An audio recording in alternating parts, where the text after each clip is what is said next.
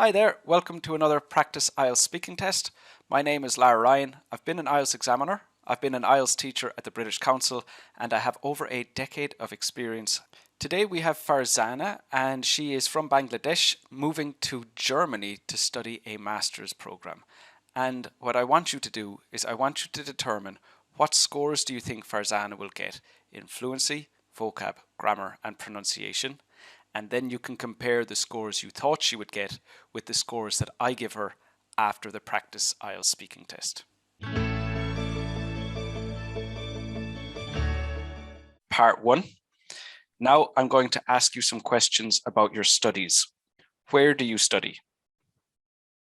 Currently, I just planning for my master's program, but I recently graduated from university. Why did you choose to study there? For my master's program, I have some plan for a fewer country because my master's program, the subject which I have chosen, it will be great to study there. That's why I have chosen. And do you like studying there?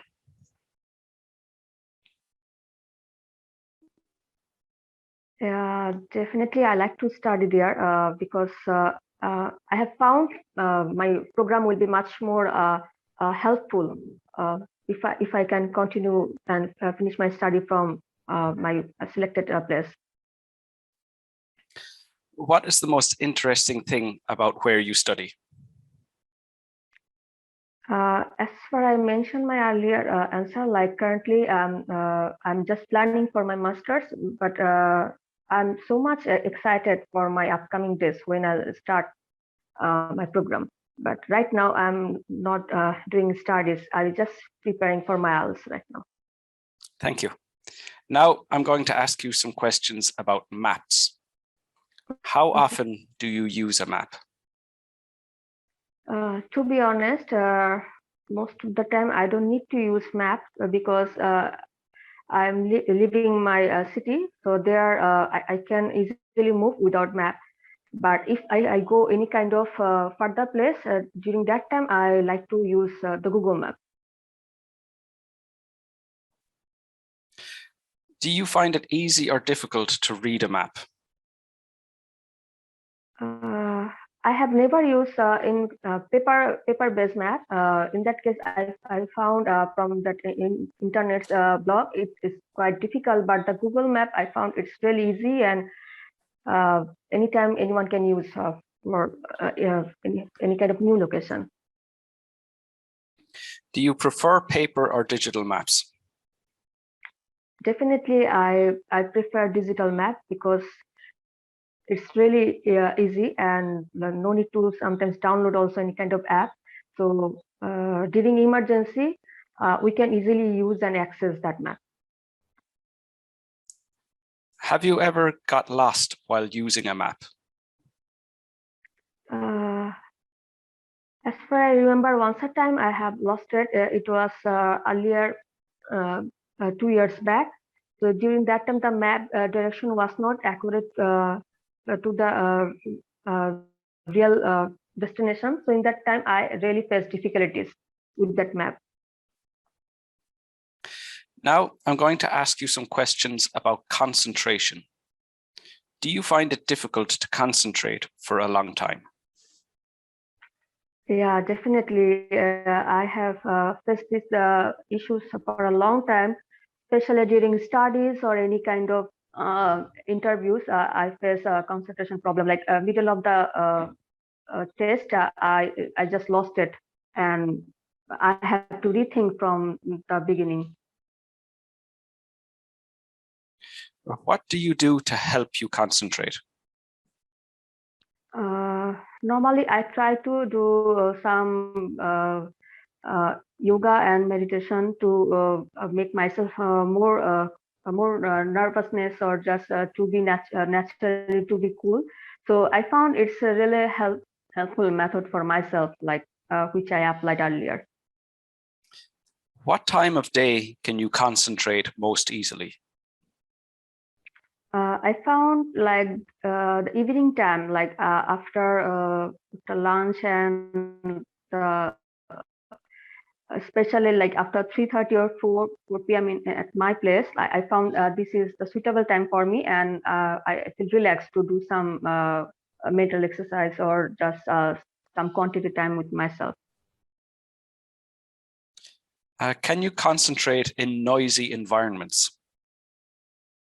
To be honest, definitely it's really a difficult issues for me because the noisy environments most of the time make myself distracted or just I lost my concentration. So in that case, yeah, I can't do concentration. Next, I'm going to give you a topic and I'd like you to talk about it for 1 to 2 minutes. Before you talk, you'll have 1 minute to think about what you're going to say. You can make notes if you wish. Do you understand? Okay. Yes, sir. I'd like you to describe a talent you wish you had. So if you would like to have a practice IELTS speaking test just like this one, you will find a link to access that in the video description. Okay, Farzana, and you can start speaking now, please. Okay. Uh,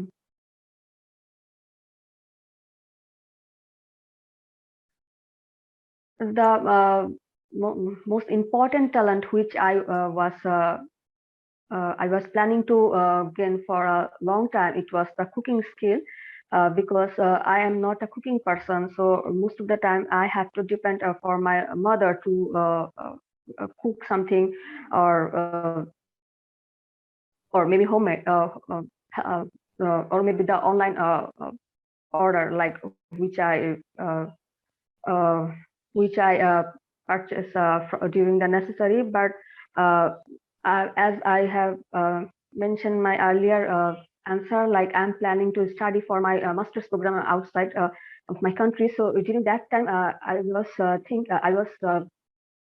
feeling like it will be really helpful and just necessary for uh, daily life activities. Like that time, I have to cook from my own self, and I can't depend uh, from anyone. So that in that case, like it's really an important skill which I was planning to gain since a long time. So for my upcoming days, I have a few plans, like maybe from the internet skill, like which people normally teach how to cook, or maybe some blogs like regular basis, like the easy ingredients anyone can make anytime. So I was planning to like prepare this way so I can gain some basic skill for cooking, and this way I might learn something, and I can also like uh, uh, treat to my friends or my family members uh, to show how I. Thank you. We've been talking about a talent you wish you had, and now I'm going to ask you some more general questions related to this. First of all, let's discuss natural talent. What do you think is the most common natural talent in your country? Can you explain a little bit? What do you think is the most common natural talent in your country?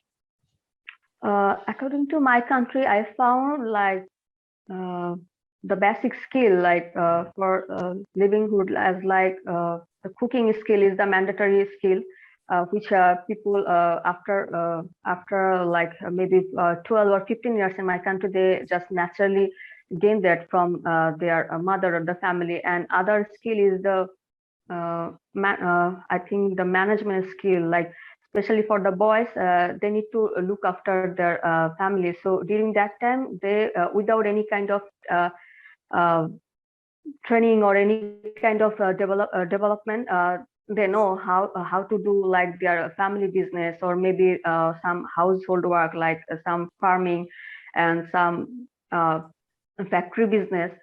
They adopt by naturally, which other country they need they take some training or maybe some Thank you. preparation. At what age do most people discover their natural talents? Like according to my answer, like if I mention about my country, like after 12 to 15, normally people they just adopt their natural skill. It's based on my country perception, but I think also the other country also the same age or maybe a little bit earlier also, below 10, uh, people can adapt lots of skill. Is it possible that most people have natural talents that they're unaware of? Can you explain what the meaning of aware of? To be unaware of something is to not know about it. Okay, I think it's depend like person to person and also the environment they are living. Like for example, some people at the age of 2 or 3 they know how to dance and the difficult movement of dancing also, like from the watching TV or the internet help they adopt that kind of skill, especially the kids. So it's natural they just learn. In that case, it's possible. Do you agree that children are more likely than adults to use their natural talents?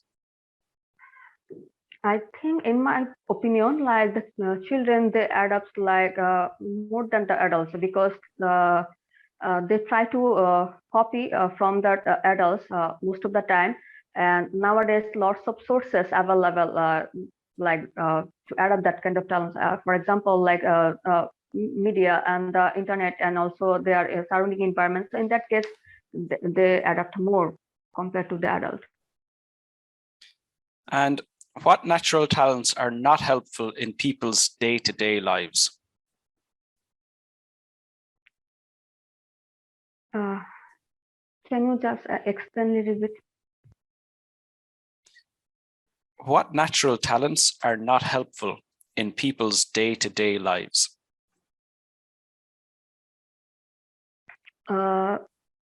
According to my perception, if that natural talent is not helpful for any kind of positive way, like for example, like someone can learn some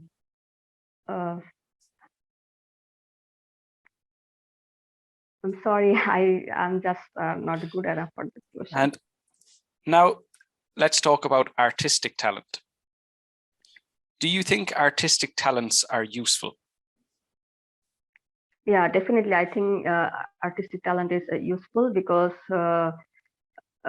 this talent might turn someone in the future to their career goal also. Like in that way, it's really important.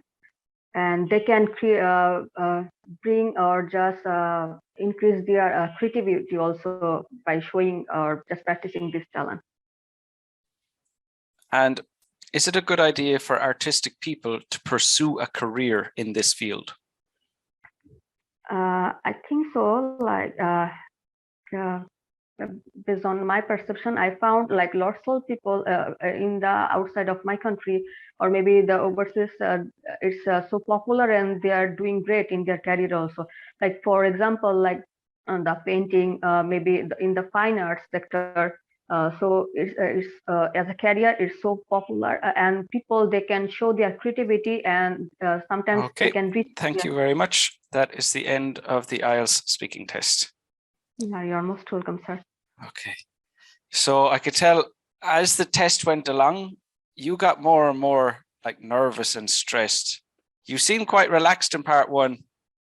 I think maybe the topic of part two surprised you.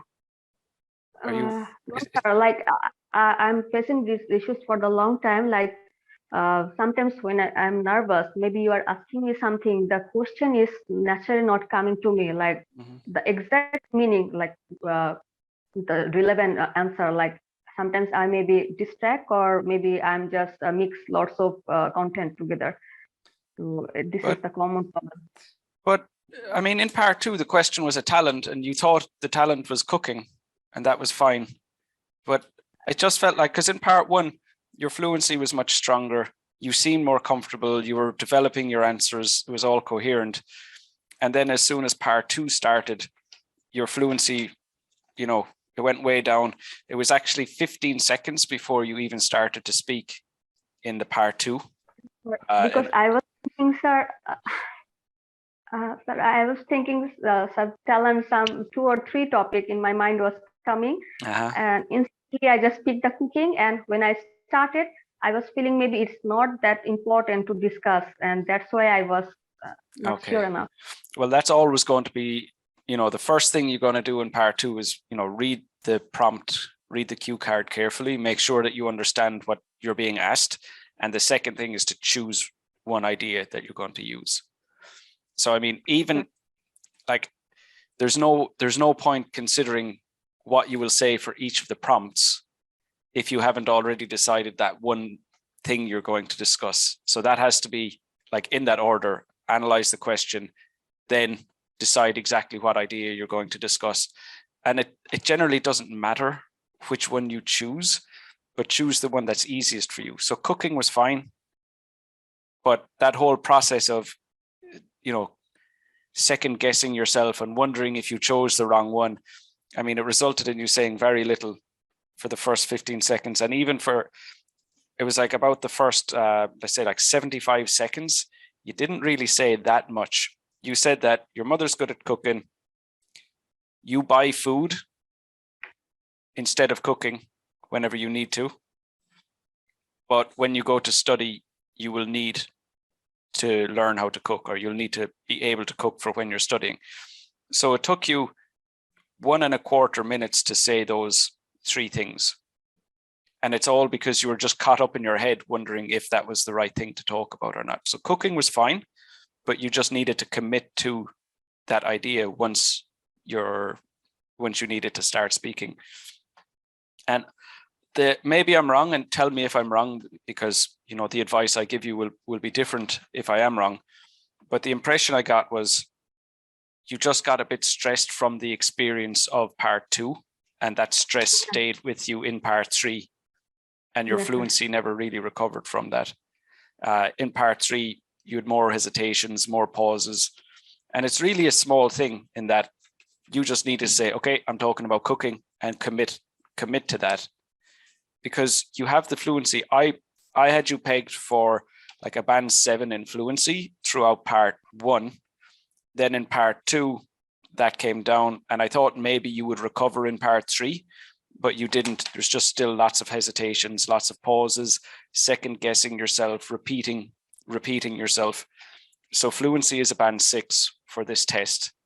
Although you have the ability for a band 6, you have to show although you have the ability for a band 7, you need to display that in your test. And I really think you can learn a lot from what happened to you in part 2. And like I said, even if part 2 was a bit shaky, you can still bring your fluency score back up by just speaking in part 3 the way you had spoke in part 1. So you could have brought that score back up again, except, you know, you're too worried, or, you know, whatever was going on in your head at that point. Pronunciation, that's a band 7. Very clear, easy to understand. You've got, you know, connected speech, you know, pronunciation features. Your intonation is relatively good. So band 7 for pronunciation. But again, towards the end of part 3, and I think it was you didn't understand one of the questions, and, you know, that obviously, you know, wasn't a great experience. But remember, like, that's not the end of your test if you weren't able to develop one answer. That's fine. You know, you just need to go like, that was a bad one. Don't worry about it. Just focus on the next question. Because it's not that. So it was the 5th question I asked in part 3. You weren't able to answer it. Yeah. But it seemed you were more worried about not being able to answer it than focusing on the next question. It doesn't really, it's not a big problem to miss 1 or 2 questions. So don't let that. Down marks, as you mentioned, I already skipped 1 question. So will it deduct the mark if anything happened in real exam?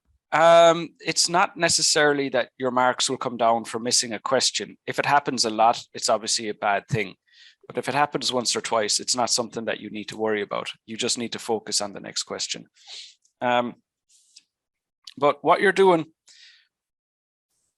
so on 2 occasions, you asked me, so in part 3, you said, can you explain a little bit? And I can't. For the 5th question, you said, you asked me to explain the question again, and I can't. So you can ask me to repeat the question if you didn't hear it clearly, or exactly what you did in question 3. The 3rd question, you said, what does aware of mean? And I was able to explain to you what that means, and then you were able to answer the question. So you can ask me what a phrase means, but you cannot ask me what the question means. So just be aware of that, because with the 1st and the 5th question in part 3, if you had asked me to either explain a phrase or repeat the question, I could have, but I have to ignore your request to explain the full question.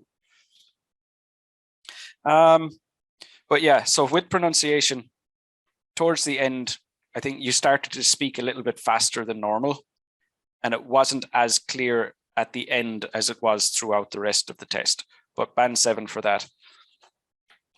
Vocab is a band 6. And again, I believe that you're capable of a higher score, and especially in part 1, you were using a nice range of vocabulary and using it with accuracy. But then as we got to parts 2 and part 3, there was no topic specific vocabulary being used. You weren't using anything that, like an intermediate student wouldn't already know, like a lower level student wouldn't already know. So it's that more topic specific and less common vocabulary, which you did demonstrate in part 1, that did not come through in part 2 or part 3. Now, I know part 1, the topics are generally, it's more everyday topics that you'll already be familiar with. So in general, people will have a better range of vocab to discuss the topics in part 1. But I don't think it's necessarily the case with you, because I think you just had a hard time with part 2, and I think that really affected your ability to communicate. So it is your vocab score is a band 6 for this test, but I think just it was, you let the test get to you, and by getting stressed by the test, that's really the main cause of that. I think right now, those things didn't go your way, but the one area where you are making a lot of mistakes consistently is grammar, and a lot of small grammar mistakes that you will need to work on and that will take time to improve. And it's not related to you getting stressed. It's not related to you, having a tough time with part 2. It's you genuinely make quite a few mistakes with grammar. Your grammar score is also a band 6, but you're missing like auxiliary verbs. You were talking about you're planning to go to university, but you didn't say I am planning or I'm planning. You just said I just planning. So you didn't have the auxiliary verb. Plurals, making quite a few mistakes there. You said I have some plan instead of I have some plans. Under use of pronouns. So you were talking about your the master's program you wanted to do, but you kept on saying my master's program, my master's program, my master's program. But after you already establish what you're talking about, it's more natural to use pronouns. So you're going to say, it, refer to it with a pronoun. That's important.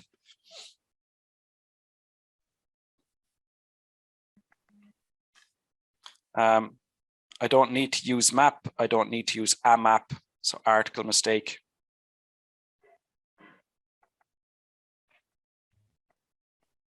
I use the Google map. It's just I use Google Maps. So no article there. You said like middle of the test should be like in the middle of the test. So you're missing the preposition and the article there. You said after the lunch, should be after lunch, so another article mistake there.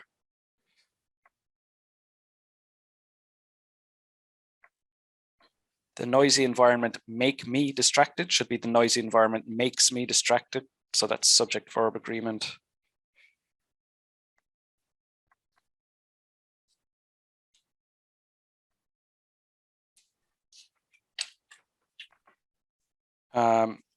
And I stopped making notes of your grammar mistakes after that. So what's coming up most often is articles. So that it does look like that's the one that you can put most of your time into. Do you find that you make a lot of article mistakes, or are you aware if you make a lot of article mistakes in your writing as well?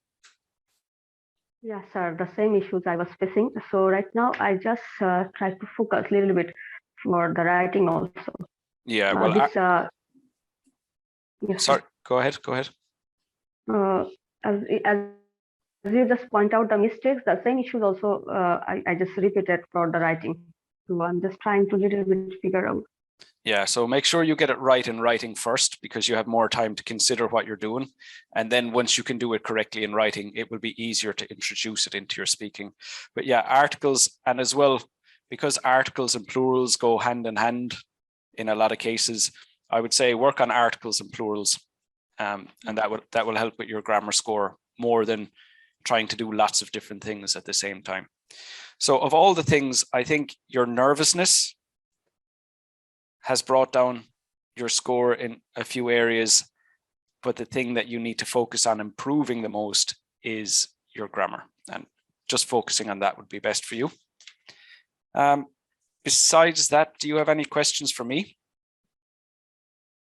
Yes, sir. Like as I'm planning to attend my exam for the upcoming month, so is it okay to for the aiming band score, like I can secure, like is there any kind of specific practice method like which I can follow to like secure my band score, both for well, speaking and for you, all your time is going to have to go into improving your grammar and then doing more practice tests under exam conditions, and not allowing one question to derail your whole performance, because that's essentially what happened. You were on track, you were doing well, part 2 came along, and once you got stressed about that, your performance deteriorated.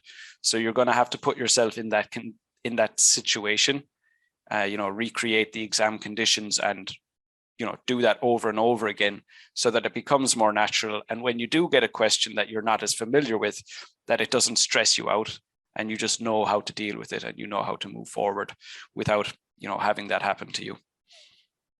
And sir, for the new idea, if I have lacking of ideas for the familiar question, so how I can develop that? Like all in sudden, the question just not that easy to answer, like I used to face. Well, the issue wasn't that you couldn't answer the question. The question was about talents, and you decided to discuss cooking, but it was just that for some reason you felt like you didn't want to push forward, or you shouldn't push forward, or you had the idea. The problem wasn't the idea. The problem was that you didn't commit to the idea and continue with the part 2 answer. So that's really what happened. Thank you. You're very welcome. Okay, so I hope you learned a lot from that. Like I said earlier, I have one-on-one practice IELTS speaking tests that you can find in the video description, and an IELTS speaking course that you can sign up for with the same link. I hope to talk to you soon, and take care.